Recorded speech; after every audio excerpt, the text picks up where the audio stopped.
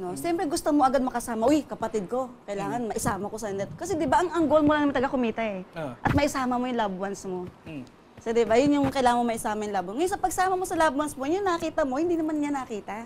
So nangyayari ngayon, pupuwersay mo ngayon to si kuya o si ate para sumali sa'yo or papipirmahin mo na hindi naiintindihan.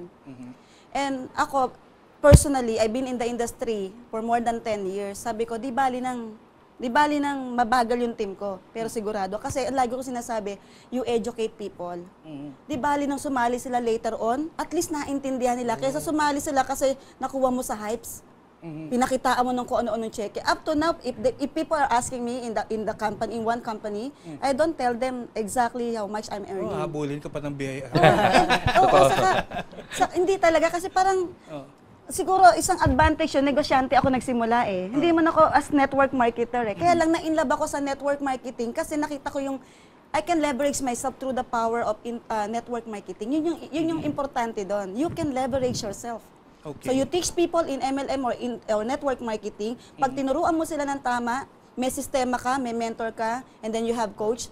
Pag na-duplicate ka, yayaman ka talaga. Yun, I can assure you of that. Pero sa traditional, like my real estate company, tinuruan ko lahat ng tao ko, no, syempre yung galing mo, pinasa mo sa kanila, after few years, bye-bye na sa'yo yan. Kalaban mo pa. Kalaban ko na. Tama yan. That happens a lot. Gusto ko magturo. Ngayon, sabi ko, ang ganda pala sa network marketing kasi habang tinuturuan mo, bigyan mo ng tamang sistema, i-mentor mo sila. Sabay kayo kumikita. Yes, sabay. exactly.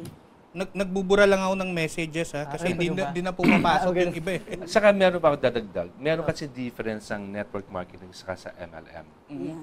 Network marketing is the business. Yeah. MLM is the way of earning. The structure. The structure. The structure. Hindi siya pareho. Okay. So, ang networking, it's like selling din yan eh.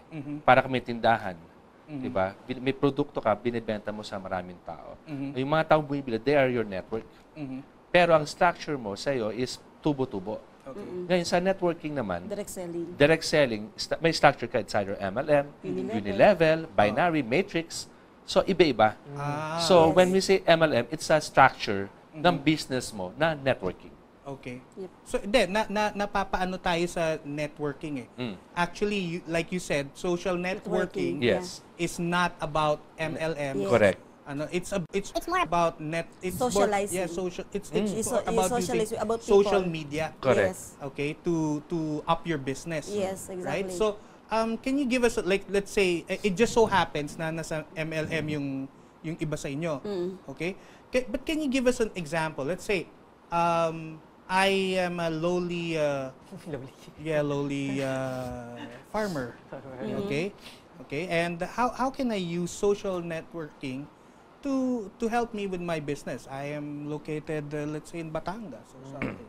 And I produce gulay. Okay? Paano mo nakakatulong? Number one, kailangan, sa akin in my opinion, I don't call myself expert on this, pero as kino-combine ko kasi lahat as a traditional, ganito. So, sa akin, lagi kong tinatanong, ano yung niche mo? Tapos, pumapasok pa rin sa akin doon yun. Tutulungan kita using the social media, so pwede kitang kuha ng video. Kasi mas video ako. Tapos, pwede ko siyang i-edit. Then, from there, dadalhin namin ngayon sa Facebook, so fan page. Hindi mo kailangan agad ng blog or website right away.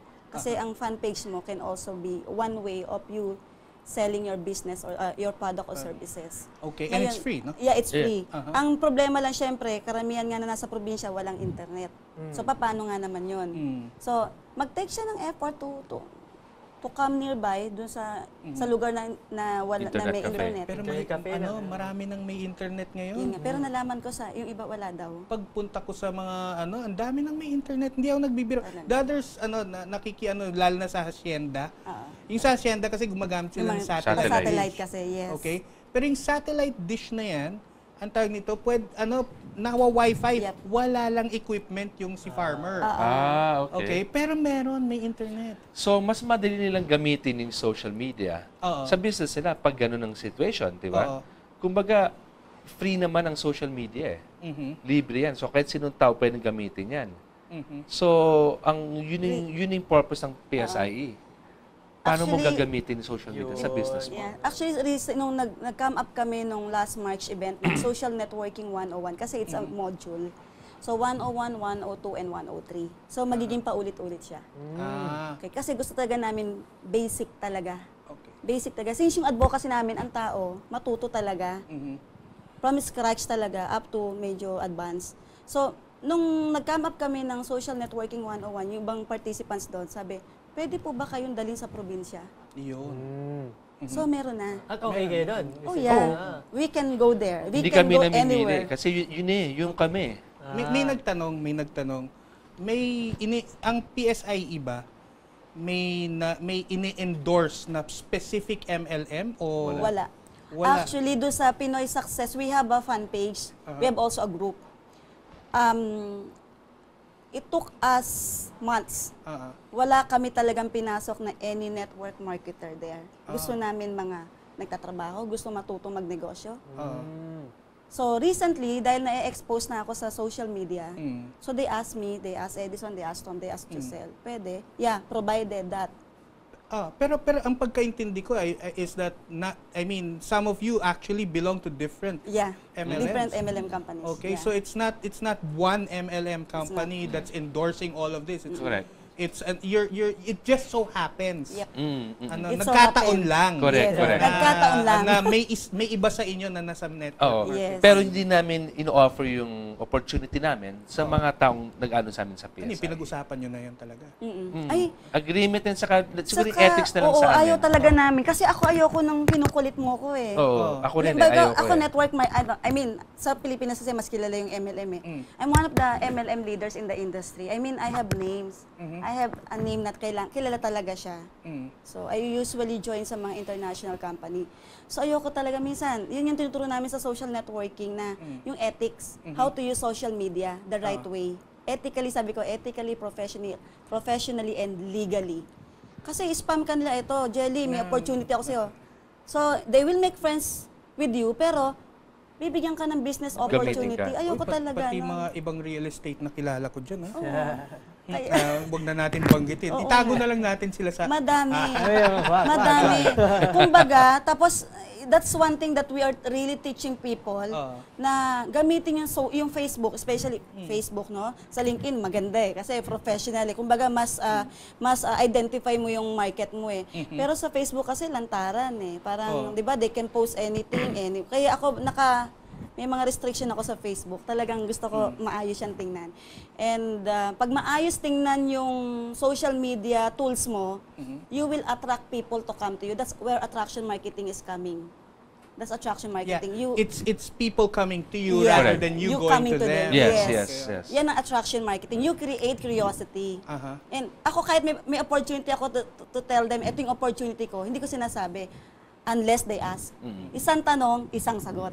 Anong business mo? Travel. Hanggang dun lang. Hindi ko sabihin ganito ako, hindi. Okay, that's it.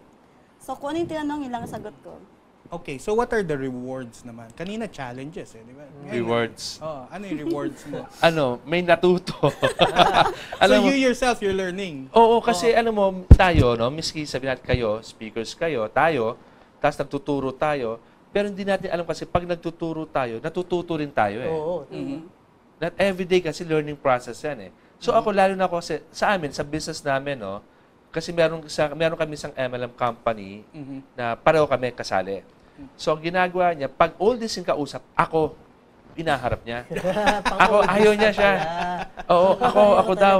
Oo, andito na sa ikaw kumausap dyan. So ako, pag natuto naman, tas magte-thank you sa'yo, masarap yung feeling eh. Kasi katulong kagaya sa wall ko, meron taga Ilocos Sur, tinuruan ko. Tapos, after a few seconds, nag-post sa wall ko, thank you very much for your time. Parang, alam mo, may edad na rin yan. Pero hindi naman gano'ng katanda. Pero yung reward kasi, na may natuto na Pinoy, na yun yung goal mo eh, magturo, matuto ang tao, nagawa mo, that's a reward enough for me. Diba? Okay, anyway, we're out of time. Ang bilis naman ng oras. Bilis nga. Oo. Hindi. Magandang it ang just bilis came really Yeah, about it was 40 brief. plus minutes na yan. Oo nga eh. Anyway, so final word na lang siguro. Let's start with you, Tom. Final word. Final words. Don't be scared. Take the risk. Worth it yan, sigurado. Pag tama lang yung vehicle na sasakyan niya, choose your vehicle wisely. Okay, ikaw naman, Jelly? Isang 4 na katuruan na naging guiding principle ko why I became successful in many areas that I do. Number 1, always determine what you want. I wrote it on my blog. Alamin mo kung bakit mo ginagawa yung ginagawa mo ngayon. Kasi pag hindi mo alam kung bakit mo ginagawa yan, tumigil ka muna. Mahirap yon. And then number 2, if possible, yung gusto mo, isulat mo talaga. Tapos lagyan mo ng deadline yung mga gusto mo. Deadline para i-check mo siya, kailan mo siya na-accomplish. Kaya meron tayong short term, mid term, and long term goal. And then number 2, pag naisulat mo, number 2, dinagdag ko lang sa 1. Okay. Number 2, so na-identify mo na, what are you willing to give up in order for you to get what you want? Okay. So doon din namin tinuturo yung get risk, out of your comfort zone. Yeah, risk yung mga management, risk management, o yan, yung maraming bagay. So identify mo yon. And then number 3, work your plan, plan your works and work your plan. So hindi pwedeng dream ka lang ng dream, goal ka lang ng goal, kailangan may kaakibat to na action. Then number 4, associate yourself with people who will help you get what you want.